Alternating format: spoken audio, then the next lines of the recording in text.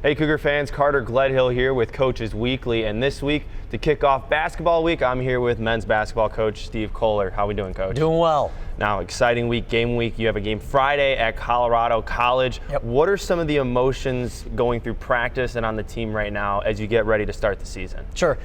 We went about 12 practices without competing against somebody else, and we were able to get a scrimmage in, and we'll have another one before then.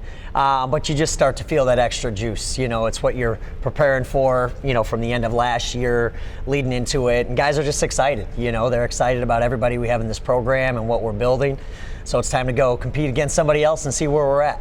And you and I were talking about this too, is that this is your first big trip as the head coach of CUC. So what was that like, planning it together and then finally seeing it culminate with the guys competing? Yeah, well, we didn't really get to travel much last year, and we haven't done that. But just last year kind of being in the area because of COVID, and we did this on purpose. We wanted it to be a team bonding trip. We wanted to open up on the road and fly somewhere. So it's going to be an awesome opportunity to bond and build our cohesion amongst our group, and then to be able to go out and handle business on the road.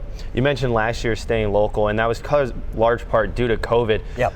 It was a difficult season for anybody in college athletics, but as a coach, what did you learn about yourself and this team that is going to help you this season? Yeah, it was huge because, everyone was dealing with different things. The first thing was we said as a group we were not going to have built-in excuses. We weren't going to say, hey, we didn't have this guy, we didn't have that guy. So I think in large part that was why we were able to weather the storm a little bit. We had probably first 4 games without a few of our top guys. Started 0-8 and then won 5 of 7 down the stretch. And our guys just stayed locked in, controlled what we could control. And, we were a possession or two away from playing for a championship on our side if we could have got a stop. And you picked up at the end of the season, winning 5 of 7, as you mentioned. Yep. First playoff berth as the head coach at CUC. What are some of the expectations that you'll have for your team going into this year? Control, again, what we can control every single day, try to be the best versions of ourselves, get better every single day. The overarching goal for our guys is to win the conference championship, but everybody has that goal. So what's going to separate us? And so honestly, we don't really talk about that, but we believe we have as good a shot as anybody in the league, and more importantly, our guys believe that as well.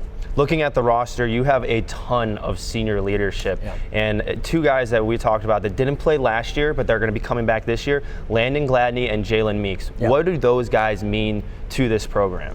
Well, our leadership for our upperclassmen is as good as anywhere. And that's why I think we really have a shot to be pretty special. You put those guys with J-Rock and Izo and Jalen, and then adding Landon back into the mix, I put that up against anybody. So Landon, it's kind of getting into a rhythm. He's been banged up a little bit, but he was off, and then Jalen, it was almost 2 years. But just to have guys in a program that have been there, that have seen everything, and that continue to grow every day and lead our guys, and for our underclassmen to see, that's huge. You also have some other guys I'd like to mention too.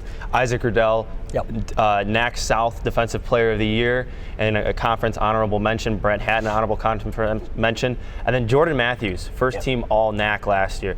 Those guys too, what are some other players that we might see mix in and benefit and help the Cougars out this year? Yeah, well, those guys are all even better. They've changed their body, they've gotten better. I think you'll see with Isaac, he's a little bit better off the dribble.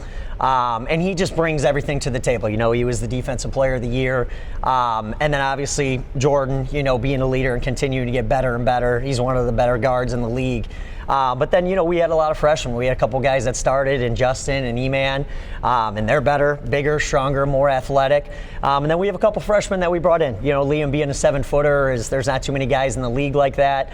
And then our other freshmen are really, guys that compete at a really high level. And everyone's going to be competing. We have our freshmen from last year, sophomores.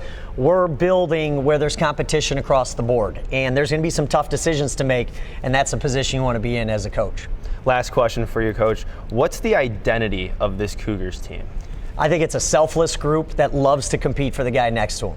That's really what it is. They are super intentional about everything that they do on a daily basis, and because they're so close, and that's across the board, it's not just freshmen, it's our seniors with our freshmen. There's no division among class.